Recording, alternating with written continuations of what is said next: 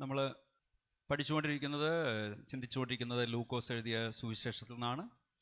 നമുക്കിന്ന് ലൂക്കോസ് എഴുതിയ സുവിശേഷം 3-ാം അധ്യായം 21-ഉം 22-ഉം വാക്യങ്ങൾ നമുക്ക് ഒരുമിച്ച് വായിക്കാം. ലൂക്കോസ് എഴുതിയ സുവിശേഷം 3-ാം അധ്യായം 21-ഉം 22-ഉം വാക്യം ഒരുമിച്ച് ഉറക്കെ വായിച്ചട്ടെ.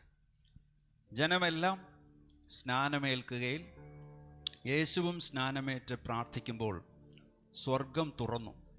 പരിശുദ്ധാത്മാവ് ദേഹരൂപത്തിൽ പ്രാവെന്ന പോലെ അവൻ്റെ മേൽ ഇറങ്ങി വന്നു. നീ എൻ്റെ പ്രിയപുത്രൻ, നിന്നിൽ ഞാൻ പ്രസാദിച്ചിരിക്കുന്നുവെന്ന് സ്വർഗത്തിൽ നിന്ന് ഒരു ശബ്ദവും ഉണ്ടായി. ഞാനൊരു ചോദ്യം ചോദിക്കട്ടെ. സിനോപ്റ്റിക് ഗോസ്പൽസ് ഏതൊക്കെയാ? പറ. മത്തായി, മർക്കോസ്, ലൂക്കോസ്. Very good. മത്തായി, മർക്കോസ്, ലൂക്കോസ് ആണ് സിനോപ്റ്റിക് ഗോസ്പൽസ് അല്ലെങ്കിൽ സമാന്തര സുവിശേഷങ്ങൾ. ഈ 3 സുവിശേഷങ്ങളിലും യേശുവിൻ്റെ സ്നാനത്തെക്കുറിച്ച് പറഞ്ഞിട്ടുണ്ട്. അവിടെ ദൈവാത്മാവ് യേശുവിൻ്റെ മേൽ ഇറങ്ങി വന്നെന്നും അതിനെ തുടർന്ന് യേശുവിനെ ദൈവപുത്രൻ എന്ന് പറയുന്ന ഒരു ശബ്ദവും ഉണ്ടായി എന്ന് എഴുതിയിട്ടുണ്ട്. പക്ഷേ ലൂക്കോസിൻ്റെ വിവരണം മത്തായി, മർക്കോസിൻ്റെ വിവരണങ്ങളിൽ നിന്നും വ്യത്യസ്തമാണ്. ലൂക്കോസിൻ്റെ വിവരണം മത്തായിലും മർക്കോസിലും എന്താ എഴുതിയിരിക്കുന്നത് നമുക്ക് നോക്കാം. മത്തായി 3-13 മുതൽ 17 വരെ നമുക്ക് ഒരുമിച്ച് വായിക്കാം. അനന്തരം യേശു യോഹന്നാനാൽ സ്നാനമേൽക്കുവാൻ ഗലീലയിൽ നിന്ന് യോർദാനക്കരെ അവൻ്റെ അടുക്കൽ വന്നു. യോഹന്നാനോ അവനെ വിലക്കി, നിന്നാൽ സ്നാനമേൽക്കുവാൻ എനിക്ക് ആവശ്യം, പിന്നെ നീ എൻ്റെ അടുക്കൽ വരുന്നുവോ എന്ന് പറഞ്ഞു. യേശു അവനോട്, ഇപ്പോൾ സമ്മതിക്കുക, ഇങ്ങനെ സകല നീതിയും നിവർത്തിക്കുന്നത് നമുക്ക് ഉചിതം എന്ന് ഉത്തരം പറഞ്ഞു. എന്നാറെ അവനെ സമ്മതിച്ചു. യേശു സ്നാനമേറ്റ ഉടനെ വെള്ളത്തിൽ നിന്ന് കയറി. അപ്പോൾ സ്വർഗം തുറന്നു. ദൈവാത്മാവ് പ്രാവെന്ന പോലെ ഇറങ്ങി തൻ്റെ മേൽ വരുന്നത് അവൻ കണ്ടു. ഇവൻ എൻ്റെ പ്രിയപുത്രൻ, ഇവനിൽ ഞാൻ പ്രസാദിച്ചിരിക്കുന്നുവെന്ന് സ്വർഗത്തിൽ നിന്ന് ഒരു ശബ്ദവും ഉണ്ടായി. ഇനി മർക്കോസ് 1-9 മുതൽ 11 വരെ നോക്കിക്കേ. ആ കാലത്ത് യേശു ഗലീലയിലെ നസ്രത്തിൽ നിന്ന് വന്നു. യോഹന്നാനാൽ യോർദാനിൽ സ്നാനം കഴിഞ്ഞു. വെള്ളത്തിൽ നിന്ന് കയറിയ ഉടനെ ആകാശം പിളരുന്നതും ആത്മാവ് പ്രാവ് പോലെ തൻ്റെ മേൽ വരുന്നതും കണ്ടു. നീ എൻ്റെ പ്രിയപുത്രൻ, നിന്നിൽ ഞാൻ പ്രസാദിച്ചിരിക്കുന്നുവെന്ന് സ്വർഗത്തിൽ നിന്ന് ഒരു ശബ്ദവും ഉണ്ടായി. ഒന്നാമത് ലൂക്കോസ് യേശുവിൻ്റെ സ്നാനത്തിൻ്റെ വിവരണത്തിന് മുമ്പ് സ്നാപക യോഹന്നാൻ തടവിലായതിനെക്കുറിച്ച് പറയുന്ന ഭാഗത്താണ് നമ്മൾ നിർത്തിയത്. 3-ാം അധ്യായം 19-ഉം 20-ഉം വാക്യം അത് നമ്മൾ കഴിഞ്ഞതാണ്. രണ്ടാമത് യേശുവിനെ സ്നാനം കഴിപ്പിച്ചത് ആരായിരുന്നുവെന്ന് ലൂക്കോസിൽ പറയുന്നില്ല. ലൂക്കോസ് സുവിശേഷം വായിക്കുന്നവർ അത് യോഹന്നാൻ ആയിരുന്നുവെന്ന് ഊഹിക്കുകയാണ്. മറ്റു സ്ഥലങ്ങളിൽ അത് സൂചിപ്പിച്ചിട്ടുണ്ട്. മൂന്നാമത് യേശുവിൻ്റെ സ്നാനം, യേശു ആൾക്കൂട്ടം അങ്ങനെ നിൽക്കുമ്പോൾ ആൾക്കൂട്ടത്തിനിടയിലൂടെ ഒരാളായിട്ട് വന്ന് സ്നാനം സ്വീകരിക്കുകയായിരുന്നു.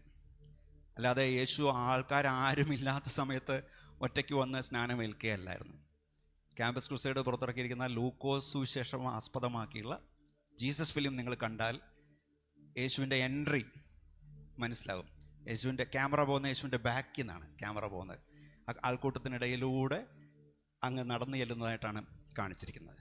നമ്മൾ മനസ്സിലാക്കേണ്ട കാര്യം, യഥാർത്ഥത്തിലുള്ള ഒരു നേതൃത്വം, ലീഡർഷിപ്പും മിനിസ്ട്രിയും ആരംഭിക്കുന്നത് വലിയ ശ്രേഷ്ഠതയിൽ നിന്നല്ല, മറിച്ച് എളിമയിലും ആളുകളോടുള്ള ബന്ധത്തിലും സഹകരണത്തിലുമാണ് എപ്പോഴും ശുശ്രൂഷകൾ ആരംഭിക്കുന്നതും തുടർന്നു പോകുന്നതും. ഒടുവിലായിട്ട് മർക്കോസിൻ്റെ സുവിശേഷത്തിൽ വെള്ളത്തിൽ നിന്ന് കയറിയ ഉടനെ ആകാശം പിളരുന്നതും ആത്മാവ് പ്രാവ് പോലെ തൻ്റെ മേൽ വരുന്നതും കണ്ട്, നീ എൻ്റെ പ്രിയപുത്രൻ, നിന്നിൽ ഞാൻ പ്രസാദിച്ചിരിക്കുന്നുവെന്ന് സ്വർഗത്തിൽ നിന്നൊരു ശബ്ദവും ഉണ്ടായി എന്ന് എഴുതിയിരിക്കുമ്പോൾ ലൂക്കോസ് എഴുതിയിരിക്കുന്നത് യേശുവും സ്നാനമേറ്റ് പ്രാർത്ഥിക്കുമ്പോൾ. എന്താണ്?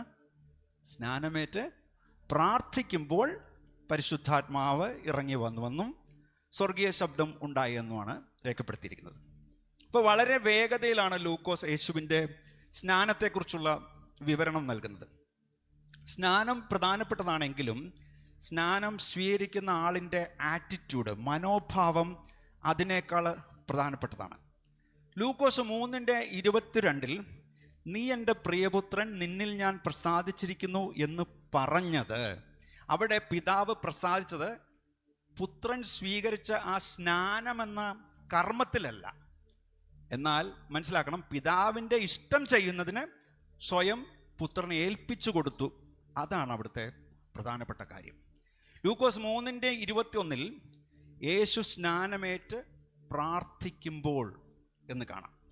ഇപ്പോൾ സുവിശേഷത്തിൽ ആകമാനം ലൂക്കോസ് പ്രാർത്ഥനയ്ക്ക് നൽകുന്ന പ്രാധാന്യം നമുക്കിവിടെ കാണുവാനായിട്ട് സാധിക്കുന്നു.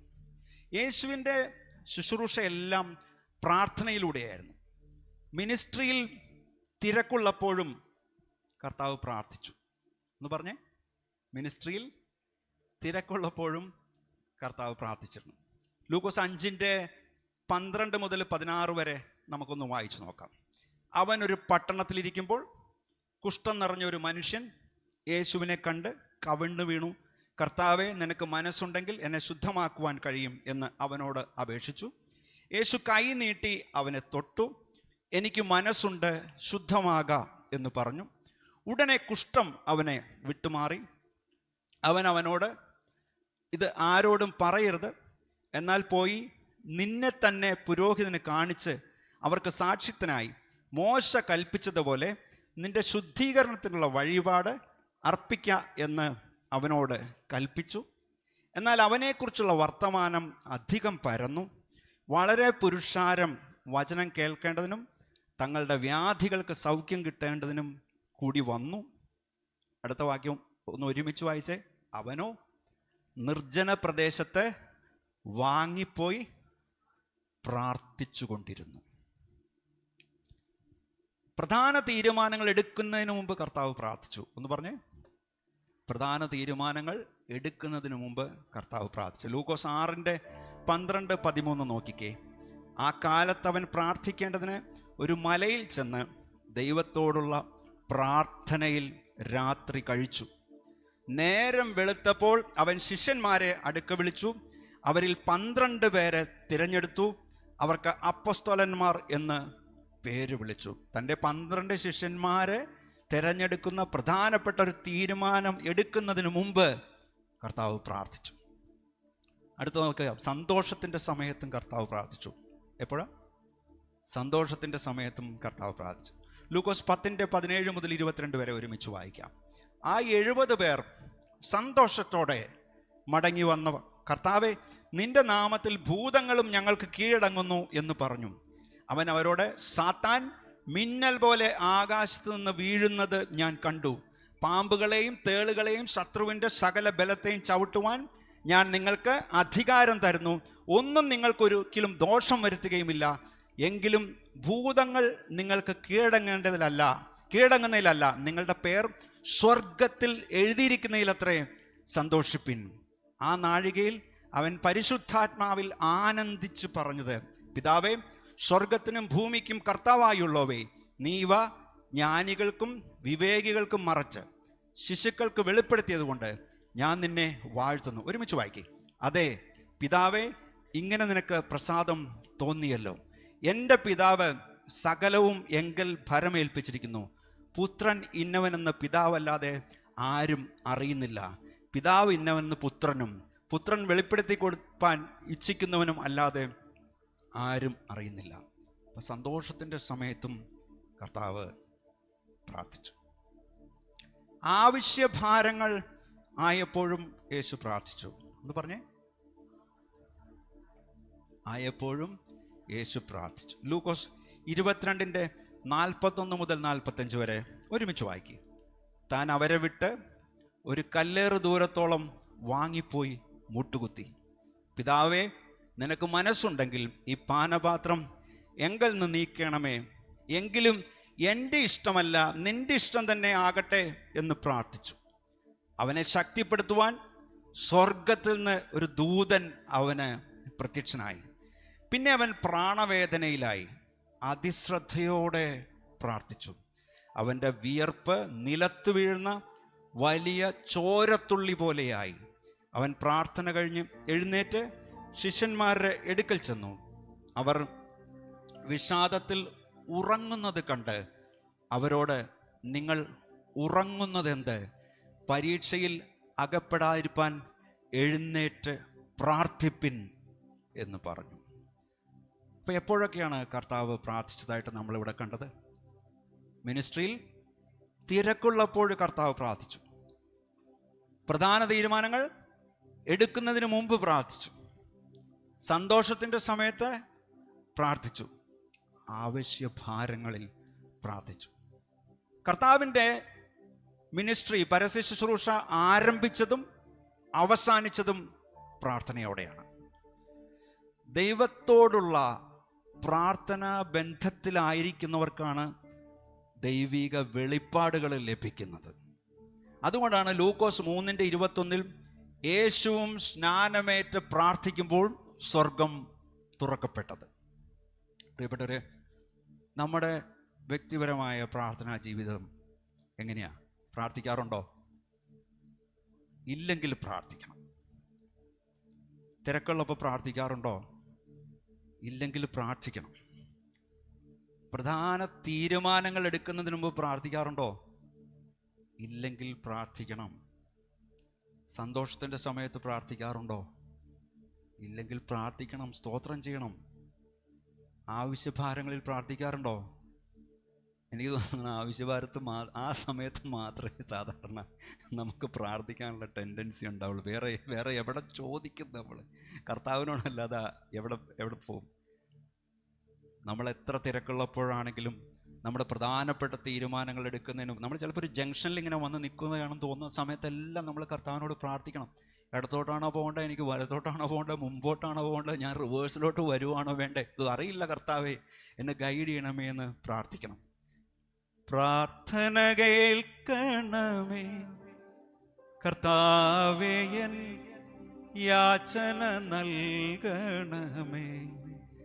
കർത്താവേ, എൻ യാചന നൽകണമേ.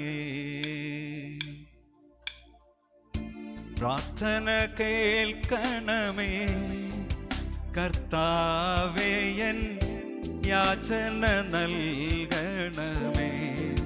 കർത്താവേ, എൻ യാചന നൽകണമേ. പുത്രന്റെ നാമത്തിൽ ചോദിക്കും കാര്യങ്ങൾ, പുത്രന്റെ നാമത്തിൽ ചോദിക്കും കാര്യങ്ങൾ ഉത്തരം തന്നരുളാം എന്നുള്ളൊരു വാഗ്ദത്തം പോൽ ദയവാ, എന്നുള്ളൊരു വാഗ്ദത്തം പോൽ ദയവാ. ചേർന്ന് പാടിയാട്ടെ. പ്രാർത്ഥന കേൾക്കണമേ കർത്താവേ, എൻ യാചന നൽകണമേ. കരങ്ങളടിച്ചു. കർത്താവേ, എൻ യാചന നൽകണമേ. താതനും മാതാവും നീ എനിക്കല്ലാതെ, താതനും മാതാവും നീ എനിക്കല്ലാതെ ഭൂതലം തന്നിലില്ലേ. വേറാരുമെൻ ആതങ്കം നീക്കിടുവാൻ, വേറാരുമെൻ ആതങ്കം നീക്കിടുവാൻ.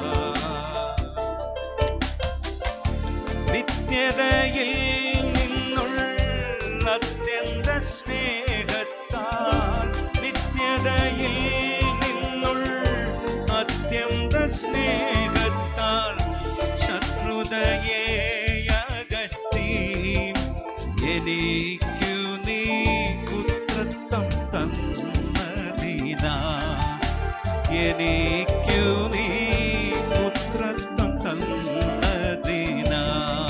പ്രാർത്ഥന. പ്രാർത്ഥന കേൾക്കണമേ കർത്താവേ, എൻ യാചന നൽകണമേ. കർത്താവേ, എൻ യാചന നൽകണമേ. സ്വന്ത കുമാരനെ ആദരിക്കാതെന്മേൽ, സ്വന്ത കുമാരനെ ആദരിക്കാതെന്മേൽ സിന്ധു സമം കനിഞ്ഞ സംപ്രീതിയോടന്തികെ ചേർന്നിരുന്നേ.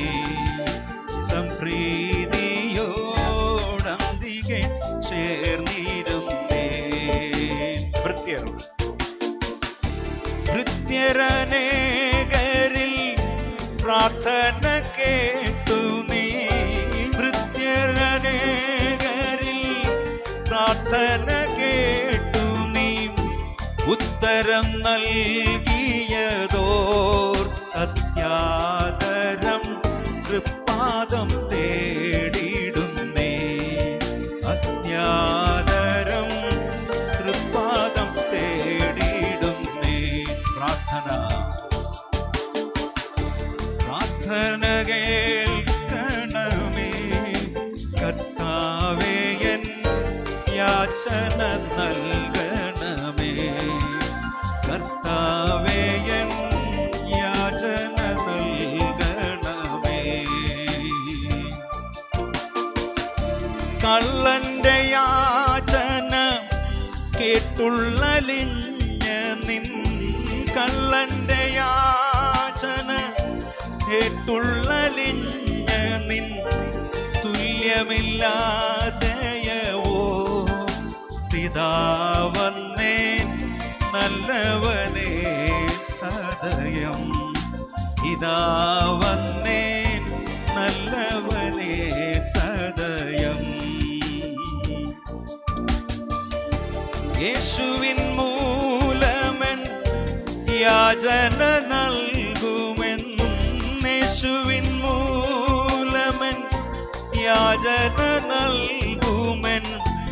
ആശയിൽ കെഞ്ചിടുന്ന അല്ലാതെന്നിൽ ലേശവും നന്മയില്ലേ.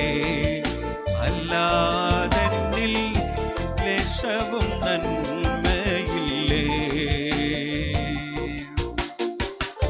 പ്രാർത്ഥന കേൾക്കണമേ കർത്താവേ, എൻ യാചന നൽകണമേ.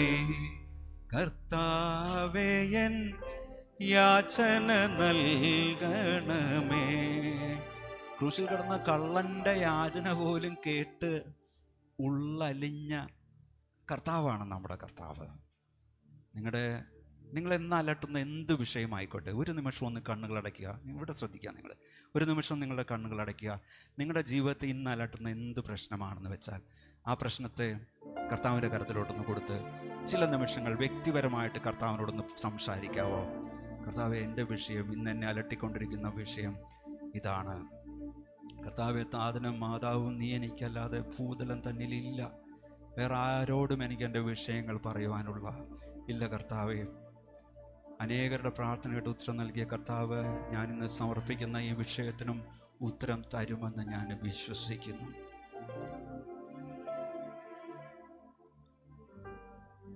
യേശുവിൻ്റെ നാമത്തിൽ തന്നെ. ആമേൻ, ആമേൻ. പ്രിയപ്പെട്ടവരെ, ജീവിതത്തിലും ശുശ്രൂഷയിലും മാറ്റങ്ങൾ കൊണ്ടുവരുന്ന നിമിഷങ്ങൾ പലപ്പോഴും പ്രാർത്ഥനയിലാണ് രൂപപ്പെടുന്നത്, പ്രാർത്ഥനയിലാണ് ജനിക്കുന്നത്. അതുകൊണ്ട് നമ്മളെപ്പോഴും മനസ്സിലാക്കണം, നമ്മുടെ ജീവിതത്തിലെ പല സാഹചര്യങ്ങളും കർത്താവുമായിട്ടുള്ള നമ്മുടെ റിലേഷനെ ഡിസ്കണക്ട് ചെയ്യുവാനായിട്ട് പ്രേരിപ്പിക്കും. നമ്മുടെ ഉള്ളിൽ ഇനി കർത്താവിൻ്റെ പുറകെ പോകണ്ട, ഈ കർത്താവിനെ പിൻപറ്റണ്ട എന്നൊക്കെ ഉണ്ടാവും. എന്നാൽ ആ ചിന്ത വരുമ്പോഴെല്ലാം മുറുകെ കണക്റ്റഡ് ആയിരിക്കണം. എന്തോരം ഞാൻ അകലാൻ പോകുന്നു എന്ന് തോന്നുമ്പോഴും മനഃപൂർവ്വമായിട്ട് നമ്മൾ കർത്താവിലേക്ക് അടുക്കുവാനായിട്ട് തന്നെ കർത്താവിൻ്റെ അടുക്കൽ നമ്മുടെ പിടിവിടാതെ നമ്മളെപ്പോഴും ശ്രദ്ധിച്ചുകൊണ്ട് തന്നെ ഇരിക്കണം. യേശു സ്നാനമേറ്റ് പ്രാർത്ഥിക്കുമ്പോൾ സ്വർഗം തുറന്നു. പഴയ നിയമ എഴുത്തുകളിൽ സ്വർഗം തുറന്നു എന്നത് ഒരു സാധാരണ ശൈലിയാണ്. യെശയ്യാ പ്രവാചകന്റെ പുസ്തകം 64 അധ്യായം 1-2 വാക്യം നമുക്ക് ഒരുമിച്ച് വായിക്കാം. അയ്യോ, ജാതികൾ തിരുമുമ്പിൽ വിറയ്ക്കത്തക്കവണ്ണം നിന്റെ നാമത്തെ നിന്റെ വൈരികൾക്ക് വെളിപ്പെടുത്തുവാൻ തീയിൽ ചുള്ളി കത്തുന്നത് പോലെയും തീ കൊണ്ട് വെള്ളം തിളയ്ക്കുന്നത് പോലെയും മലകൾ നിന്റെ മുമ്പിൽ ഉരുകി പോകത്തക്കവണ്ണം നീ ആകാശം കീറി ഇറങ്ങി വന്നെങ്കിൽ കൊള്ളായിരുന്നു. നീ ആകാശം കീറി ഇറങ്ങി വന്നെങ്കിൽ കൊള്ളാമായിരുന്നു. ഒരു ശൈലിയാണ്. യെഹെസ്കേൽ 1:1 നോക്കിക്കേ. 30-ാം ആണ്ട് 4-ാം മാസം 5-ാം തീയതി ഞാൻ കെബാർ നദീതീരത്ത് പ്രവാസികളുടെ ഇടയിലിരിക്കുമ്പോൾ സ്വർഗം തുറന്നു ഞാൻ ദിവ്യ ദർശനങ്ങളെ കണ്ടു. അപ്പോൾ സ്വർഗം തുറന്നു എന്ന് പറഞ്ഞാൽ അത് ദൈവ സാന്നിധ്യത്തെ കാണിക്കുന്നു, ദൈവത്തിൻ്റെ ദർശനങ്ങളെ അത് കാണിക്കുന്നു, ദൈവശബ്ദം കേൾക്കുന്ന അവസരങ്ങളാണ് ഇതൊക്കെ. ലൂക്കോസ് സുവിശേഷത്തിൽ സ്വർഗം തുറന്നു എന്ന് പറയുമ്പോൾ ഭൂമിയിലുള്ള തൻ്റെ ജനത്തോട് കമ്മ്യൂണിക്കേറ്റ് ചെയ്യുവാനായിട്ട് ദൈവം ഒരുങ്ങിയിരിക്കുന്നു എന്നാണ് നമ്മൾ മനസ്സിലാക്കേണ്ടത്.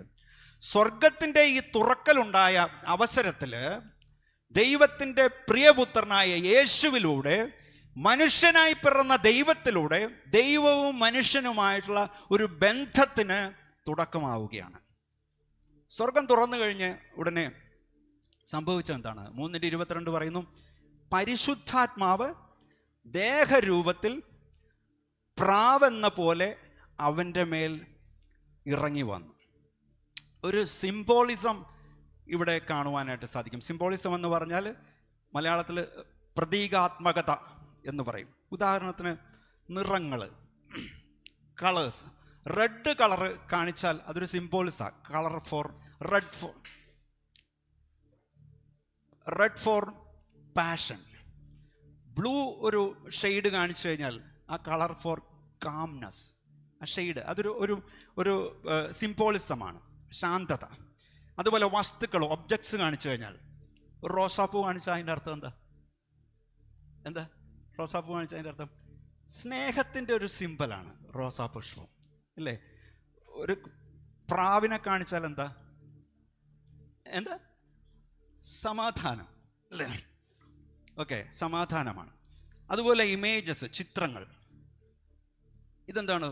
ഒരു എന്തായി കാണിച്ചിരിക്കുന്നത്? ബ്രേക്ക് ദ ചെയിൻ, അല്ലേ? എന്താ കാണിച്ചിരിക്കുന്നത്? Broken chain for freedom. സ്വാതന്ത്ര്യത്തിനായിട്ടൊരു പൊട്ടിയ ചങ്ങല കാണിച്ചിരിക്കുന്നത്. ഇതൊരു ഇമേജാണ്. ഇതെല്ലാം സിംബോളിസമാണ്. ഇതിനെയൊക്കെയാണ് സിംബോളിസം എന്ന് നമ്മൾ പറയുന്നത്. അതുപോലെ പ്രാവിനെ ചില സന്ദർഭങ്ങളിൽ ഇസ്രായേലിൻ്റെ ഒരു എംബ്ലം പോലെ ഉപയോഗിച്ചിട്ടുണ്ട്. ഉൽപ്പത്തി പുസ്തകം 8-ാം അധ്യായം 8 മുതൽ 12 വരെ നമുക്ക് ഒരുമിച്ച് വായിക്കാം. ഭൂമിയിൽ വെള്ളം കുറഞ്ഞുവോ എന്ന് അറിയേണ്ടതിന് അവൻ ഒരു പ്രാവിനെയും തൻ്റെ അടുക്കൽ നിന്ന് പുറത്തുവിട്ടു. എന്നാൽ സർവ്വഭൂമിയിലും വെള്ളം കിടക്കൊണ്ട് പ്രാവ് കാൽ വയ്പ്പാൻ സ്ഥലം കാണാതെ അവൻ്റെ അടുക്കൽ പെട്ടകത്തിലേക്ക് മടങ്ങി വന്നു. അവൻ കൈ നീട്ടി അതിനെ പിടിച്ച് തൻ്റെ അടുക്കൽ പെട്ടകത്തിലാക്കി. 7 ദിവസം കഴിഞ്ഞിട്ട് അവൻ വീണ്ടും ആ പ്രാവിനെ പെട്ടകത്തിൽ നിന്ന് പുറത്തു വിട്ടു. പ്രാവ് വൈകുന്നേരത്ത് അവൻ്റെ അടുക്കൽ വന്നു. അതിൻ്റെ വായിൽ അതാ ഒരു പച്ച ഒലിവില.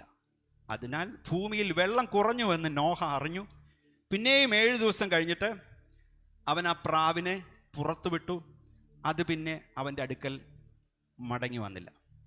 ഇവിടെ മഹാപ്രളയം കഴിയുമ്പോൾ നോഹയോടുള്ള ബന്ധത്തിലാണ് പ്രാവിനെ നമ്മൾ കാണുന്നത്. നോഹയുമായിട്ടൊരു പുതിയ ഉടമ്പടിയിൽ ദൈവം പ്രവേശിക്കുന്ന ഒരു സാഹചര്യമാണ്. പ്രാവ് എന്ന സിംബലിനെ അതിനേക്കാൾ ഒരു പഴയ കാലഘട്ടത്തിലേക്ക് നോക്കിയാൽ നമുക്ക് വീണ്ടും കാണുവാനായിട്ട് കഴിയും. ഉൽപ്പത്തി 1:2 നോക്കിക്കേ. ഭൂമി പാഴായും ശൂന്യമായും ഇരുന്നു, ആഴത്തിന്മീതെ ഇരുൾ ഉണ്ടായിരുന്നു, ദൈവത്തിൻ്റെ ആത്മാവ് വെള്ളത്തിൻ്റെ മീതെ പരിവർത്തിച്ചു കൊണ്ടിരുന്നു. ഇങ്ങനെയൊന്ന് കാണിച്ചേ. വെള്ളത്തിൻ്റെ മീതെ പരിവർത്തിച്ചു കൊണ്ടിരുന്നു. അപ്പോൾ സൃഷ്ടിയുടെ ആരംഭത്തിൽ ദൈവാത്മാവ് ആഴത്തിന്മീതെ പരിവർത്തിച്ചു കൊണ്ടിരുന്നത് ഒരു പക്ഷിയുടെ ചിറകടി പോലെ ആയിരുന്നുവെന്ന് തിയോളജിയൻസിന് അഭിപ്രായമുണ്ട്. നോഹയുടെ കാലത്ത് ദൈവം മനുഷ്യരോട് ആദ്യ ഉടമ്പടി ഉണ്ടാക്കിയതിൻ്റെ ഭാഗമായിട്ട് പ്രാവ് ഉപയോഗിക്കപ്പെട്ടതുപോലെ യേശുവിൻ്റെ സ്നാന സമയത്ത് പ്രാവ് ദൈവം മനുഷ്യനുമായിട്ടുണ്ടാക്കുന്ന പുതിയ ഉടമ്പടിയെ സൂചിപ്പിക്കുന്നതായിട്ട് അവിടെ തീരുകയാണ്. യേശുവിൻ്റെ മേലെ പരിശുദ്ധാത്മാവ് വന്നത് യേശുവിൻ്റെ ഒരു പ്രത്യേക മിഷന് വേണ്ടി വേർതിരിക്കുന്നതിൻ്റെ ലക്ഷണമായിരുന്നു. ലൂക്കോസ് 1:35 നമ്മൾ പഠിച്ചതാണ്. അവിടെ യേശു പരിശുദ്ധാത്മാവിലാണ് ഉരുവായത്. ബാല്യത്തിൽ തന്നെ ദൈവിക ശുശ്രൂഷയ്ക്കായിട്ട് യേശു കമ്മിറ്റഡ് ആയിരുന്നു. എന്നാലും യോർദാനിലെ സ്നാന സമയത്ത് യേശുവിൻ്റെ മേൽ വന്ന പരിശുദ്ധാത്മാവ് മിശിഹ എന്ന നിലയിൽ താൻ ചെയ്യേണ്ട കാര്യങ്ങൾക്കുള്ള പ്രത്യേക ഒരു കൺഫർമേഷനായിട്ട് നമുക്കത് കാണാവുന്നതാണ്. ഈ പ്രത്യേക അനോയിൻറ്റിങ്ങിലൂടെയുള്ള ശക്തീകരണം തൻ്റെ മിനിസ്ട്രിയുടെ തുടക്കത്തിന് ഒഴിവാക്കാൻ പറ്റാത്ത ഒന്നായിരുന്നു. അതാണ് ലൂക്കോസ് 4:18 പറഞ്ഞിരിക്കുന്നത്, ദരിദ്രന്മാരോട് സുവിശേഷം അറിയിപ്പാൻ കർത്താവിനെ അഭിഷേകം ചെയ്യാൽ അവൻ്റെ ആത്മാവ് എൻ്റെ മേലുണ്ട്. ബദ്ധന്മാർക്ക് വിടുതലും കുരുടന്മാർക്ക് കാഴ്ചയും പ്രസംഗിപ്പാനും പീഡിതന്മാരെ വിടുവിച്ചയപ്പാനും കർത്താവിൻ്റെ പ്രസാദവർഷം പ്രസംഗിപ്പാനും എന്നെ അയച്ചിരിക്കുന്നു. ഈ സ്ക്രിപ്ചറിനെ കുറിച്ച് എന്താ നമ്മൾ പഠിച്ചിരിക്കുന്നത്? എന്താ അതിനെക്കുറിച്ച് പറയുന്നത്? ഓർക്കുന്നുണ്ടോ? നസ്രത്ത് മാനിഫെസ്റ്റോ. ഓർക്കുന്നുണ്ടോ? നസ്രത്ത് മാനിഫെസ്റ്റോ എന്നാണ് പറയുന്നത്. അതായത് മിനിസ്ട്രിക്ക് വേണ്ടിയിട്ടുള്ള ഒരു ദൈവിക നിയോഗവും അത് ചെയ്തെടുക്കുവാനായിട്ടുള്ള ഒരു അഭിഷേകവും യേശുവിന് ഉണ്ടെന്ന് സാക്ഷ്യപ്പെടുത്തുന്ന ഒരവസരമായിട്ട് മാറി യേശുവിൻ്റെ സ്നാനസമയം. അതുകൊണ്ടാണ് ഈ സംഭവം കഴിഞ്ഞ ഉടനെ ലൂക്കോസ് 4:1 പറയുന്നു, യേശു പരിശുദ്ധാത്മാവ് നിറഞ്ഞവനായി യോർദാൻ വിട്ടു മടങ്ങി, full of the holy spirit. Lukose 4:14 പറയുന്നു, യേശു ആത്മാവിൻ്റെ ശക്തിയോടെ ഗലീലയ്ക്ക് മടങ്ങിച്ചെന്നു, the power of the holy spirit. അതായത് യേശു പരിശുദ്ധാത്മാവ് നിറഞ്ഞവനായി ആത്മാവിൻ്റെ ശക്തിയോടെ പ്രവർത്തിക്കുന്നവനായി എന്ന് ലൂക്കോസ് പറഞ്ഞിരിക്കുന്നു. അപ്പോസ്തല പ്രവൃത്തി 10:38 നോക്കിക്കേ.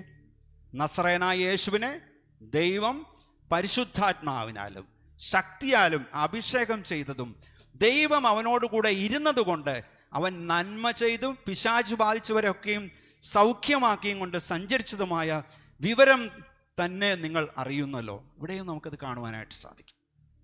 അപ്പോൾ ദൈവരാജ്യത്തിൻ്റെ ഒരു പ്രവർത്തന രേഖയെന്ന് കരുതപ്പെടുന്ന നസ്രത്ത് മാനിഫെസ്റ്റോ പ്രസൻറ്റ് ചെയ്ത നസ്രത്തിലെ സിനഗോഗിൽ യേശു തൻ്റെ മേലുള്ള അഭിഷേകത്തെക്കുറിച്ച് സ്വയം പറയുകയുണ്ടായി.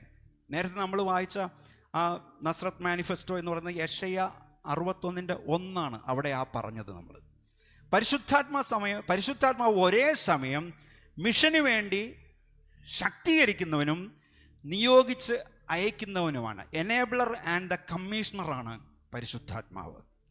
ഇപ്പോൾ റിസറക്ഷന് ശേഷം, പുനരുത്ഥാനത്തിന് ശേഷം തൻ്റെ ശിഷ്യന്മാരുടെ മേലും കർത്താവിൻ്റെ ശിഷ്യന്മാരുടെ മേലും ഇതേ പാറ്റേൺ തന്നെ ആവർത്തിക്കുന്നത് നമുക്ക് ദൈവവചനത്തിൽ നമുക്ക് കാണുവാനായിട്ട് സാധിക്കും. അപ്പം തങ്ങളുടെ ഗുരുവിനെ പോലെ തൻ്റെ ശിഷ്യന്മാരും മിനിസ്ട്രി ആരംഭിക്കുന്നതിന് പരിശുദ്ധാത്മാവിൻ്റെ ശക്തിക്ക് വേണ്ടി കാത്തിരുന്നു. ലൂക്കോസ് 3:16 ഒരുമിച്ച് വായിക്കേ. യോഹന്നാൻ എല്ലാവരോടും ഉത്തരം പറഞ്ഞത്, ഞാൻ നിങ്ങളെ വെള്ളം കൊണ്ട് സ്നാനം കഴിപ്പിക്കുന്നു, എന്നാൽ എന്നിലും ബലവാനായവൻ വരുന്നു, അവൻ്റെ ചെരുപ്പിൻ്റെ വാറഴിപ്പാൻ ഞാൻ യോഗ്യനല്ല, അവൻ നിങ്ങളെ പരിശുദ്ധാത്മാവ് കൊണ്ടും തീ കൊണ്ടും സ്നാനം കഴിപ്പിക്കും. ഈ ഭാഗം നമ്മൾ പഠിച്ചതാണ്. ലൂക്കോസ് 24:49 നോക്കിക്കേ. എൻ്റെ പിതാവ് വാഗ്ദത്തം ചെയ്തതിനെ ഞാൻ നിങ്ങളുടെ മേൽ അയക്കും, നിങ്ങളോ ഉയരത്തിൽ നിന്ന് ശക്തി ധരിക്കുവോളം നഗരത്തിൽ പാർപ്പിൻ എന്നും അവരോട് പറഞ്ഞു. അപ്പോസ്തല പ്രവൃത്തി 1:4-8 വരെ ഒരുമിച്ച് വായിക്കാം. അങ്ങനെ അവൻ അവരുമായി കൂടിയിരിക്കുമ്പോൾ അവരോട്, നിങ്ങൾ യെരൂശലേമിൽ നിന്ന് വാങ്ങിപ്പോകാതെ എന്നോട് കേട്ട പിതാവിൻ്റെ വാഗ്ദത്തത്തിനായി കാത്തിരിക്കണം.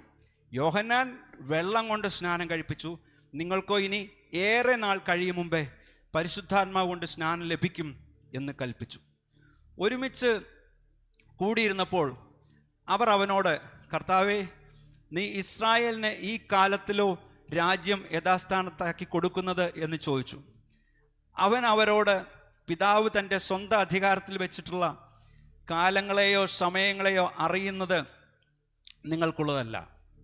എന്നാൽ പരിശുദ്ധാത്മാവ് നിങ്ങളുടെ മേൽ വരുമ്പോൾ നിങ്ങൾ ശക്തി ലഭിച്ചിട്ട് യെരുശലേമിലും യഹൂദയിൽ എല്ലായിടത്തും ശമരിയയിലും ഭൂമിയുടെ അറ്റത്തോളവും എൻ്റെ സാക്ഷികളാകും എന്ന് പറഞ്ഞു. പരിശുദ്ധാത്മാവിൻ്റെ നിറവ് അത്യാവശ്യമായിരുന്നു ശുശ്രൂഷയിൽ.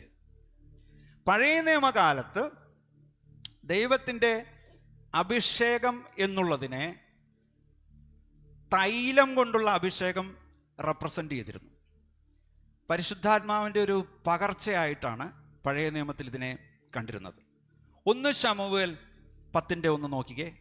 അപ്പോൾ ശമൂവേൽ തൈലപാത്രമെടുത്ത് അവൻ്റെ തലയിൽ ഒഴിച്ച് അവനെ ചുംബിച്ച് പറഞ്ഞത്, യഹോവ തൻ്റെ അവകാശത്തിന് പ്രഭുവായി നിന്നെ അഭിഷേകം ചെയ്തിരിക്കുന്നു.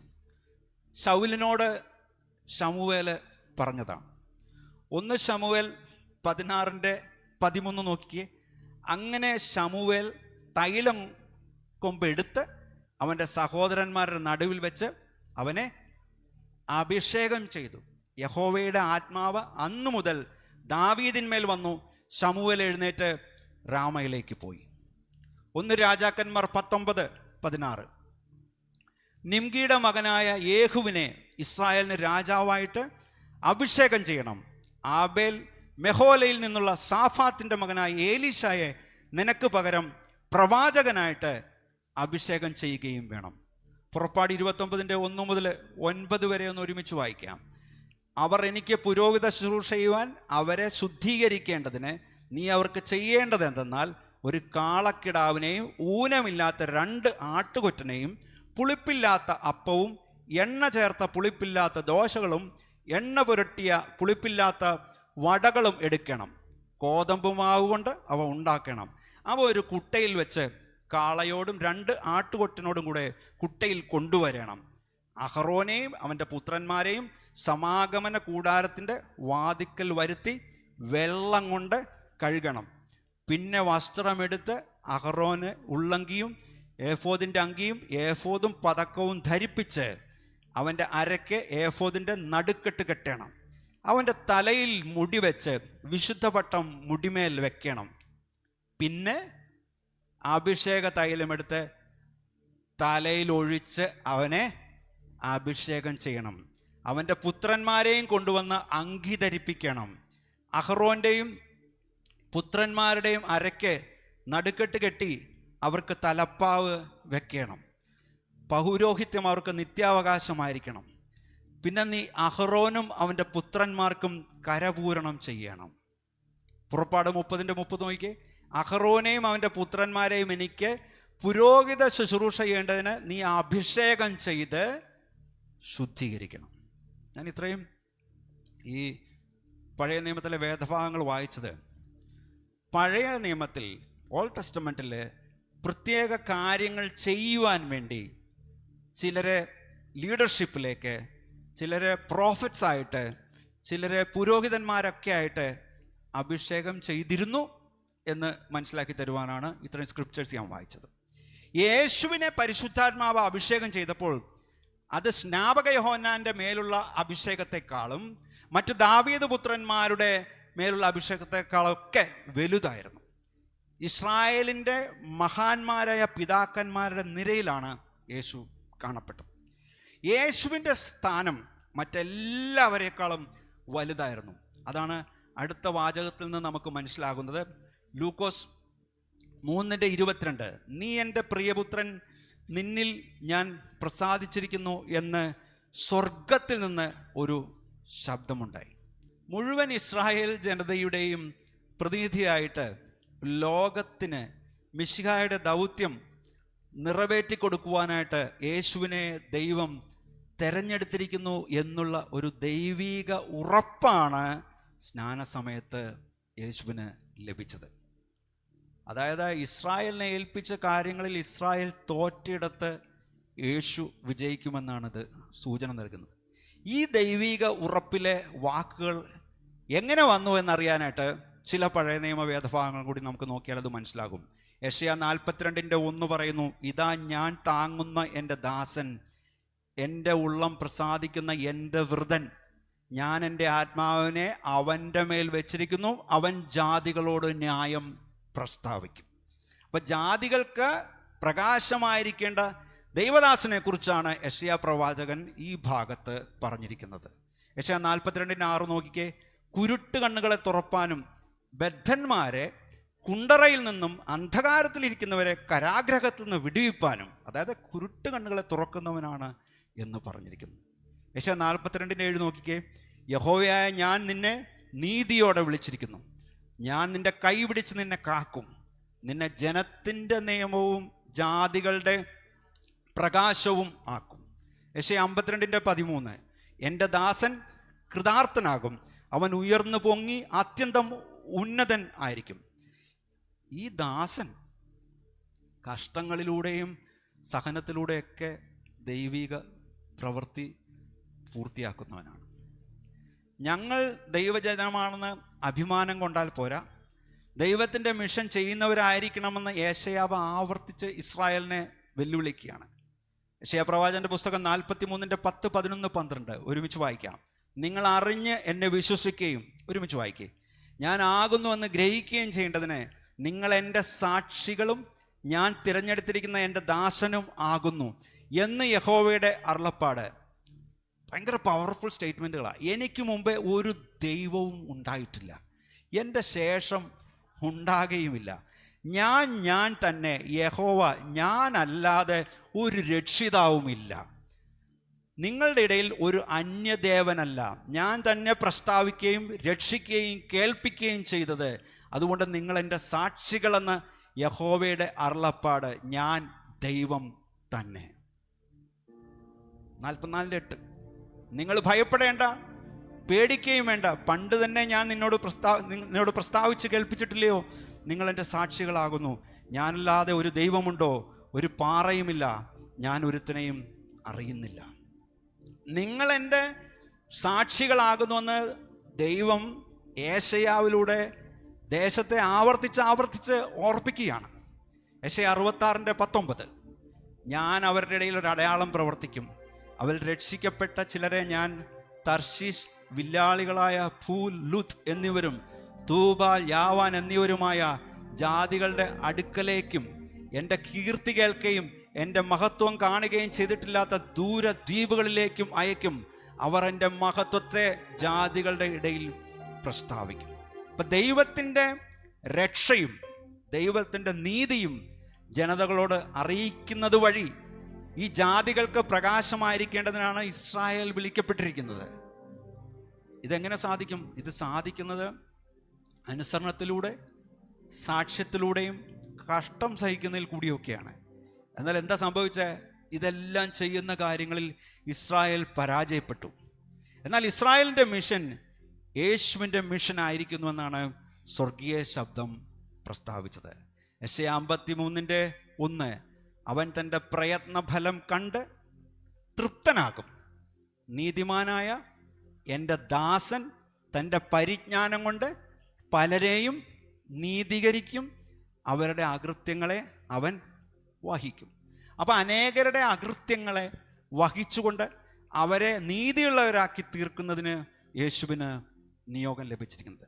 ഇവിടെ യെശയ്യാ 53:11 നീതിമാനായ ദൈവം, എൻ്റെ ദാസൻ, എൻ്റെ സർവൻ്റ് എന്നാണ് ഉപയോഗിച്ചിരിക്കുന്നതെന്നും, ലൂക്കോസിൻ്റെ 3:22 നീ എൻ്റെ പ്രിയപുത്രൻ, സൺ എന്നാണ് ഉപയോഗിച്ചിരിക്കുന്നതെന്നും ചിലർ വാദങ്ങൾ പറയാറുണ്ട്. സർവൻ്റ് എന്നും ദാസനെന്നും അവിടെ ഉപയോഗിച്ചിരിക്കുന്നു, ഇവിടെ പുത്രൻ എന്ന് ഉപയോഗിച്ചിരിക്കുന്നു എന്ന് ചിലരുടെ ആർഗ്യുമെൻറ്റ്സ് ഉണ്ട്.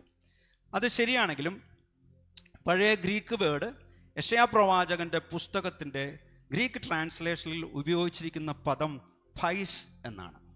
എന്ന് പറഞ്ഞാൽ സൺ ഓർ സർവൻ്റ്, അല്ലെങ്കിൽ സർവൻ്റ് ഓർ സൺ, ദാസൻ അല്ലെങ്കിൽ പുത്രൻ എന്ന രണ്ട് തരത്തിലും ആ വാക്കിന് അർത്ഥമുണ്ട്.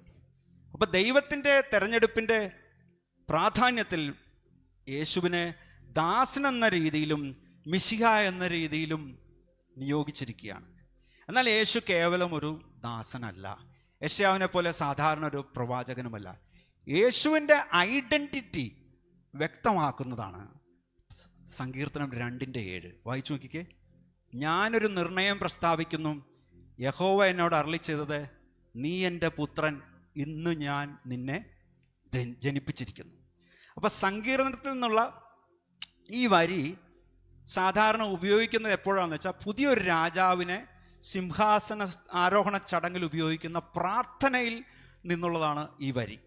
രാജാവ് ദൈവാത്മാവിനാൽ നിറയപ്പെട്ടവനും ദൈവഹിതം നിറവേറ്റാനായി തിരഞ്ഞെടുക്കപ്പെട്ടവനുമായ ദൈവപുത്രനായിട്ട് രാജാവ് മാറിയിരിക്കുന്നു എന്നുള്ളതാണ് ഇതിൻ്റെ അർത്ഥം. അപ്പം ദൈവം ഈ രാജാവിലൂടെയാണ് ആ ദേശത്തിനും അവിടുത്തെ ആളുകൾക്കുമുള്ള അനുഗ്രഹങ്ങൾ ഷെയർ ചെയ്യുന്നതെന്ന് പൊതുവെ വിശ്വസിച്ചിരുന്നു. എന്നാൽ ഈ കാര്യങ്ങൾ ചെയ്യുവാനായിട്ട് അപ്പോയിൻ്റ് ചെയ്തിരുന്ന ഇസ്രായേലിൻ്റെയും യഹൂദയുടെയും രാജാക്കന്മാർ ഈ കാര്യങ്ങളിലെല്ലാം പരാജയപ്പെട്ടു. എന്നാൽ തന്നെ ദൈവം അഭിഷേകം ചെയ്തിരിക്കുന്ന പുതിയ രാജാവ് പരാജയപ്പെടുകയില്ല. പുത്രൻ ചെയ്യേണ്ടത് ദാസൻ ചെയ്യേണ്ടത് പോലെ തന്നെയാണ്. അപ്പം പിതാവിനോടുള്ള അനുസരണത്താലാണ് പുത്രൻ്റെ ഈ മിഷൻ മുഴുവനാകുന്നത്. പുത്രൻ്റെ മിഷനും വിറ്റ്നസ് ആൻഡ് സഫറിങ് ആണ്. സാക്ഷ്യത്തിലൂടെയും സഹനത്തിലൂടെയുമാണിത് പൂർത്തീകരിക്കപ്പെടുന്നത്. ഒരു ദാസനെ പോലെ പുത്രൻ കുരിശിൽ ലോകത്തിൻ്റെ പാപത്തെ വഹിക്കും. അങ്ങനെ കഷ്ടത്തിലൂടെ സഹനത്തിലൂടെ നിറവേറ്റപ്പെടുവാനുള്ള പ്രത്യേക ഉത്തരവാദിത്തമാണ് താൻ സ്നാനപ്പെടുന്നതിലൂടെ കാണുന്നത്. ഉദരത്തിൽ ഉരുവായപ്പോഴും ജനന സമയത്തും യേശുവിനെ മിശിഹായും ദൈവപുത്രനായും തിരിച്ചറിയപ്പെട്ടിരുന്നു. എന്നാൽ സ്നാന സമയത്തുണ്ടായ ആ സ്വർഗീയ ശബ്ദത്തിലൂടെയാണ് മിശിഹായും ദൈവപുത്രനായും യേശുവിനെ പ്രഖ്യാപിച്ചതെന്ന് ഒരർത്ഥത്തിൽ നമുക്ക് പറയുവാൻ കഴിയും. സ്നാന സമയത്താണ് യേശു യഥാർത്ഥത്തിൽ അഭിഷിക്തനായിട്ട് തീർന്നത്. സ്നാന സമയത്താണ് യേശു പരിശുദ്ധാത്മാവ് കൊണ്ട് നിറയപ്പെടുകയും തൻ്റെ മുമ്പിലുള്ള ആ ദൗത്യം, മിനിസ്ട്രിയുടെ ഓപ്പണിംഗ് തുടങ്ങുവാണ്, ഏറ്റെടുക്കുകയും ചെയ്യുന്നത്. ഇതിന് ശേഷമാണ് മിശിഹ എന്ന് വിളിക്കപ്പെടുവാനായിട്ട് കഴിയുന്നത്. ഈ അനുഭവത്തിന് ശേഷമാണ് മിശിഹായുടെ ഉത്തരവാദിത്തങ്ങൾ താൻ നിറവേറ്റുന്നതും മിശിഹാനിക് ഏജ്, മിശിഹ യുഗം ആരംഭിക്കുന്നത്. ഈ മിശിഹാത്വം കൂടുതൽ ശക്തമായി ഉറപ്പിക്കപ്പെട്ടത് ഉയർത്തെഴുന്നേൽപ്പോടും സ്വർഗാരോഹണത്തോടും കൂടിയാണ്. ഇതിൻ്റെ അടിസ്ഥാനത്തിൽ നമ്മൾ വ്യക്തിപരമായിട്ട് മനസ്സിലാക്കേണ്ട ഒരു കാര്യം, നമുക്കൊരു ഐഡൻറ്റിറ്റി ഉണ്ട്. അത് നമുക്കറിയാമോ? നമ്മുടെ ഐഡൻറ്റിറ്റി ദൈവസ്നേഹത്തിൻ്റെയും ദൈവം നമ്മളെ അക്സെപ്റ്റ് ചെയ്തതിൻ്റെ അടിസ്ഥാനത്തിലാണ് നമുക്കുള്ള ഐഡൻറ്റിറ്റി. അല്ലാതെ നമ്മുടെ എന്തെങ്കിലും പെർഫോമൻസിൻ്റെയോ നേട്ടത്തിൻ്റെയോ പുറത്തല്ല നമ്മുടെ ഐഡൻറ്റിറ്റി. മിശിയാനിക് ഏജ് എന്നാൽ എന്താണെന്ന് മനസ്സിലാക്കുന്നതിന് ചരിത്രത്തിലെ ദൈവത്തിൻ്റെ ഇടപെടലുകളെ ഒരു 3 പ്രധാന കാലഘട്ടങ്ങളായിട്ട് നമുക്ക് മനസ്സിലാക്കിയാലേ ഇത് തിരിച്ചറിയാൻ സാധിക്കുള്ളൂ. ഈ ഓരോ കാലഘട്ടത്തിലും ദൈവത്തിൻ്റെ ആത്മാവ് വ്യത്യസ്തമായിട്ടുള്ള രീതിയിൽ ഓപ്പറേറ്റ് ചെയ്തുകൊണ്ടിരുന്നു. ഒന്നാമത്തെ കാലഘട്ടമാണ് ദ ഓൾഡ് ടെസ്റ്റമെൻറ്റ് എറ, പഴയ നിയമ കാലഘട്ടം. രണ്ടാമത്തെ കാലഘട്ടമാണ് ദ മെസ്സിയാനിക് എറ, മിശിഹ യുഗം. മൂന്നാമത്തെ കാലഘട്ടമാണ് ദ എറ ഓഫ് ചർച്ച്, സഭായുഗം. ദ ഓൾഡ് ടെസ്റ്റമെൻറ്റ് എറ, പഴയ നിയമ കാലഘട്ടം. ഈ സമയത്ത് ചില പ്രത്യേക കാര്യങ്ങൾ ചെയ്യേണ്ടതിനായിട്ട് ചില പ്രത്യേക വ്യക്തികളുടെ മേൽ ദൈവാത്മാവ് വരികയുണ്ടായി. പഴയ നിയമ കാലഘട്ടത്തിൽ അവരിൽ പലരും പരിശുദ്ധാത്മാ ശക്തിയാൽ അഭിഷിക്തനും പ്രവാചകനുമായി വരുവാൻ പോകുന്ന മിശിഹയെക്കുറിച്ച് അവരെല്ലാം പ്രവചിച്ചിരുന്നു. യെശയ്യാ 11:1-4 വരെ നോക്കിക്കേ. എന്നാൽ ഇശായിയുടെ കുറ്റിയിൽ നിന്ന് ഒരു മുള പൊട്ടി, ഒരുമിച്ച് വായിക്കേ. പുറപ്പെടും, അവൻ്റെ വേരുകളിൽ നിന്നുള്ള ഒരു കൊമ്പ് ഫലം കായ്ക്കും, അവൻ്റെ മേൽ യഹോവയുടെ ആത്മാവ് ആവസിക്കും, ജ്ഞാനത്തിൻ്റെയും വിവേകത്തിൻ്റെയും ആത്മാവ്, ആലോചനയുടെയും ബലത്തിൻ്റെയും ആത്മാവ്, പരിജ്ഞാനത്തിൻ്റെയും യഹോവ ഭക്തിയുടെയും ആത്മാവ് തന്നെ. അവൻ്റെ പ്രമോദം യഹോവ ഭക്തിയിലായിരിക്കും. അവൻ കണ്ണുകൊണ്ട് കാണുന്നത് പോലെ ന്യായപ്രമാണം ചെയ്യുകയില്ല, ചെവി കൊണ്ട് കേൾക്കുന്നത് പോലെ വിധിക്കുകയുമില്ല. അവൻ ദരിദ്രന്മാർക്ക് നീതിയോടെ ന്യായം പാലിച്ചു കൊടുക്കുകയും ദേശത്തിലെ സാധുക്കൾക്ക് നേരോടെ വിധി കൽപ്പിക്കുകയും ചെയ്യും. തൻ്റെ വായ് എന്ന വടി കൊണ്ട് അവൻ ഭൂമിയെ അടിക്കും, തൻ്റെ അധരങ്ങളുടെ ശ്വാസം കൊണ്ട് ദുഷ്ടനെ കൊല്ലും. യെശയ്യാ 42:1-2 കൂടി നോക്കിയേ. ഇതാ ഞാൻ താങ്ങുന്ന എൻ്റെ ദാസൻ, എൻ്റെ ഉള്ളം പ്രസാദിക്കുന്ന എൻ്റെ വൃതൻ, ഞാൻ എൻ്റെ ആത്മാവിനെ അവൻ്റെ മേൽ വെച്ചിരിക്കുന്നു. അവൻ ജാതികളോട് ന്യായം പ്രസ്താവിക്കും. അവൻ നിലവിളിക്കുകയില്ല, ഒച്ചയുണ്ടാക്കുകയില്ല, തെരുവീതിയിൽ തൻ്റെ ശബ്ദം കേൾപ്പിക്കുമില്ല. ഇതെല്ലാം മിശിഹായെക്കുറിച്ച് പറയുന്ന പ്രവചനങ്ങളാണ്. ലൂക്കോസ് എഴുതിയ സുവിശേഷം 1-2 അധ്യായങ്ങളിൽ പറഞ്ഞിരിക്കുന്ന പരിശുദ്ധാത്മാവിൻ്റെ പ്രവർത്തനങ്ങൾ നമ്മൾ മനസ്സിലാക്കേണ്ടത് പഴയ നിയമ വാഗ്ദാനങ്ങളുടെ കോണ്ടെക്സ്റ്റിലാണ് നമ്മളത് മനസ്സിലാക്കേണ്ടത്. അവിടെ പ്രധാനമായും ആത്മാവെന്നാൽ അവിടെ പ്രവചനത്തിൻ്റെ ആത്മാവായിരുന്നു. ആ കോണ്ടെക്സ്റ്റിൽ എലിസബത്ത് പ്രവചിച്ചു, പിന്നെ ആരാ പ്രവചിച്ചേ? സഖര്യാവ് പ്രവചിച്ചു, പിന്നെ ആരാ പ്രവചിച്ചേ? ശിമയോൻ പ്രവചിച്ചു, അല്ലേ? ലൂക്കോസിൻ്റെ ചാപ്റ്ററുകളിൽ നമ്മൾ കണ്ടതാണ്. അപ്പോൾ ഇവരെല്ലാം പരിശുദ്ധാത്മാവിൻ്റെ നിറവിൽ അവിടെ പ്രവചിക്കുകയാണ് ചെയ്തത്.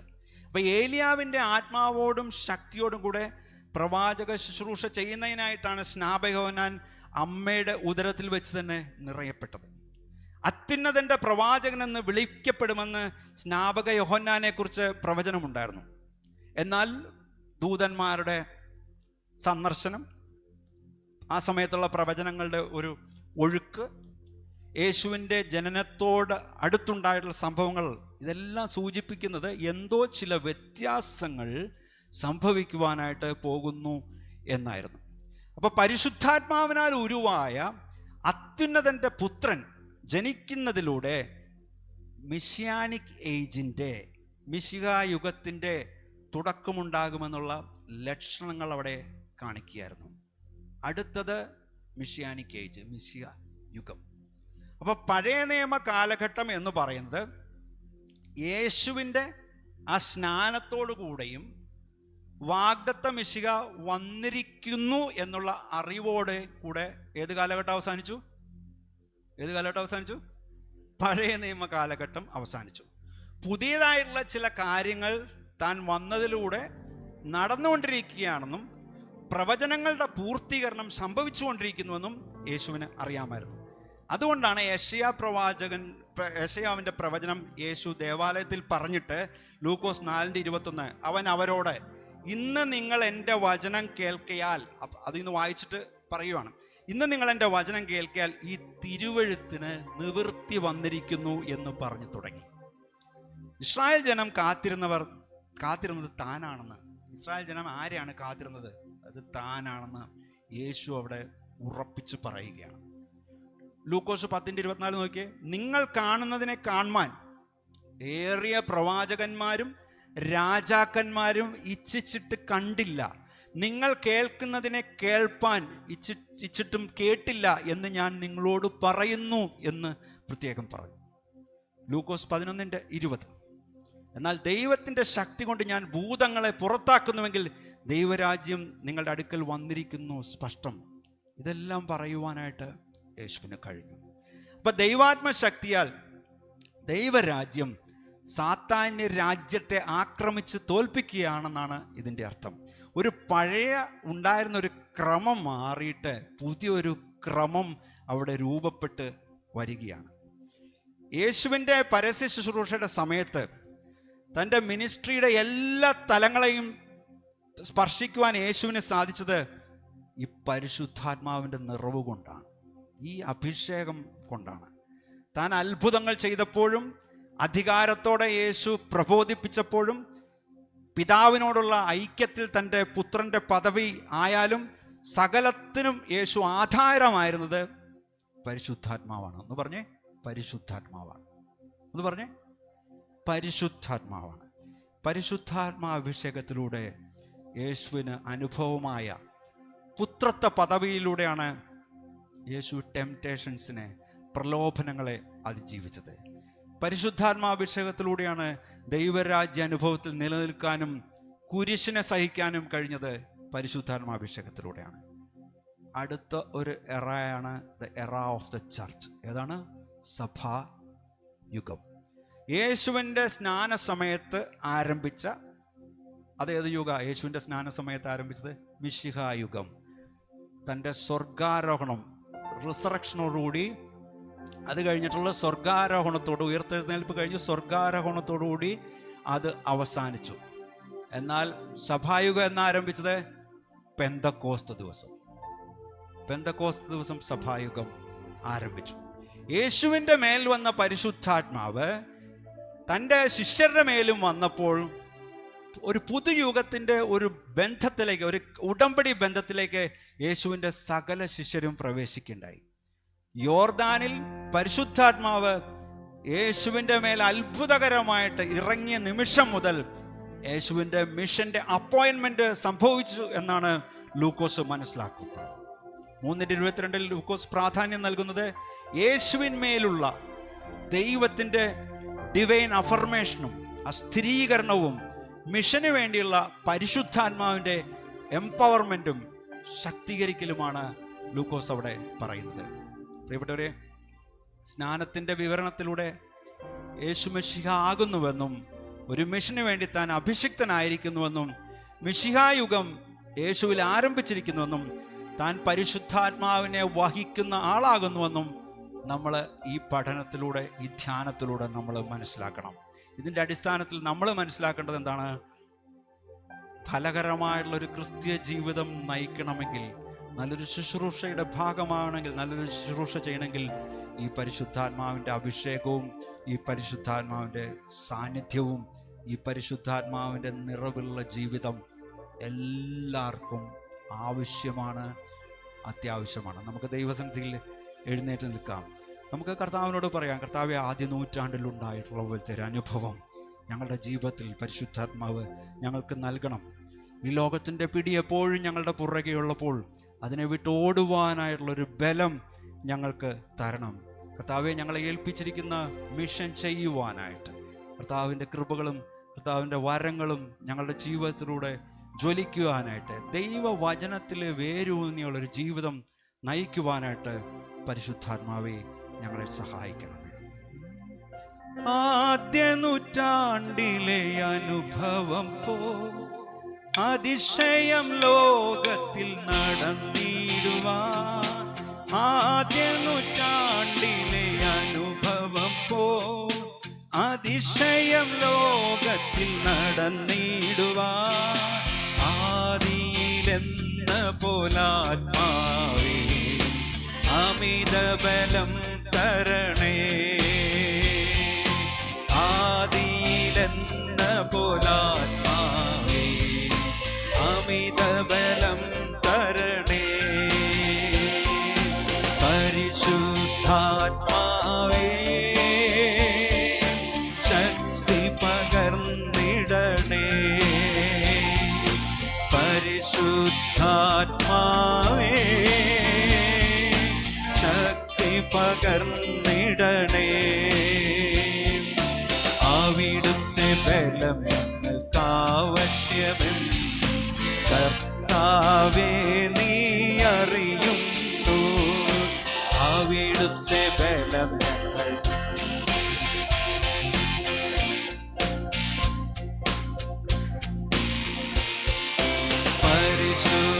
പരിശുദ്ധാത്മാവേ ശക്തി പകർന്നിടണേ, പരിശുദ്ധാത്മാവേ ശക്തി പകർന്നിടണേ,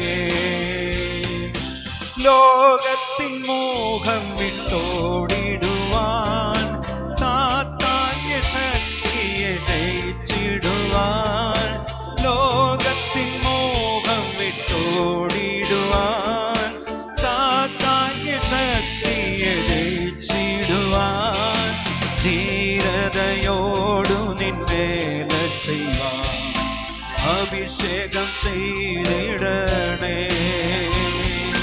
ധീരതയോടു നിൻവേല ചെയ്യുവാൻ അഭിഷേകം ചെയ്തിടണേ, പരിശുദ്ധാത്മാവേ ശക്തി പകർന്നിടണേ, പരിശുദ്ധാത്മാവേ ശക്തി പകർന്നിടണേ, അവിടുത്തെ ബലം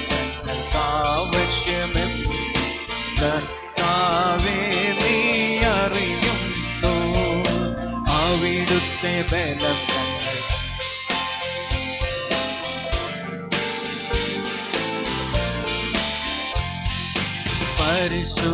പരിശുദ്ധാത്മാവേ ശക്തി പകർന്നിടണേ പരിശുദ്ധാത്മാവേ ശക്തി പകർന്നിടണേ കൃപകളും വരങ്ങളും ജ്വലിച്ചിടുവാൻ ഞങ്ങൾ വചനത്തിൽ വേരൂന്നി വളർന്നിടുവാൻ കൃപകളും വരങ്ങളും ജ്വലിച്ചിടുവാൻ ഞങ്ങൾ വചനത്തിൽ വേരൂന്നി വളർന്നിടുവാൻ പിൻമഴയെ വിട്ടുമയക്കണമേ നിഞ്ചനമുണർന്നിടുവാൻ പിൻമഴയെ വിട്ടുമയക്കണമേ നിഞ്ചനമുണർന്നിടുവാൻ